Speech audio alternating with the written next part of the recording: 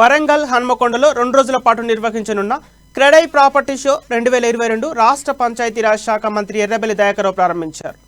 వరంగల్లో property show నిర్వహించడం అభినందనీయమని, నగర వ్యాప్తంగా రియల్టర్లు, బిల్డింగ్ మెటీరియల్ తయారీదారులు ఆర్థిక సంస్థలను ఒకే తాటిపైకి తీసుకొచ్చేందుకు, రియల్ ఎస్టేట్ రంగంలో అత్యాధునిక ధోరణులను ఒకే చోట ప్రదర్శించేందుకు క్రెడై చేసిన కృషికి మంత్రి అభినందనలు తెలిపారు. క్రెడై వరంగల్ ప్రాపర్టీ షోలో 95 స్టాళ్లను ఏర్పాటు చేయగా ప్రతిరోజు 15,000 మందికి పైగా సందర్శకులు వస్తారని అంచనా వేస్తున్నారు.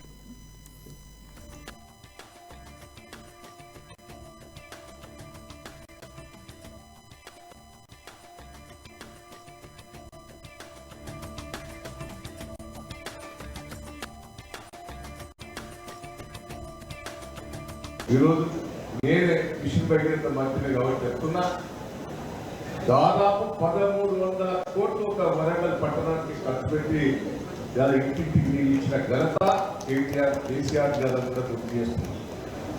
ఫిల్టర్ చేసిన నీళ్ళు ఇస్తున్నాం. టౌన్ బాగా తీర్చిదిద్దాం, అందంగా తయారు చేశాం.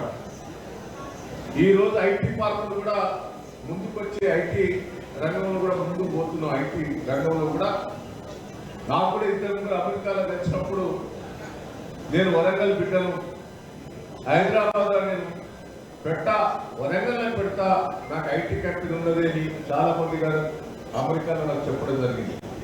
మీరు స్థలం ఇప్పిస్తే చాలు, మేము పెడతామని కూడా చాలా మంది ముందుకు వస్తున్నారు.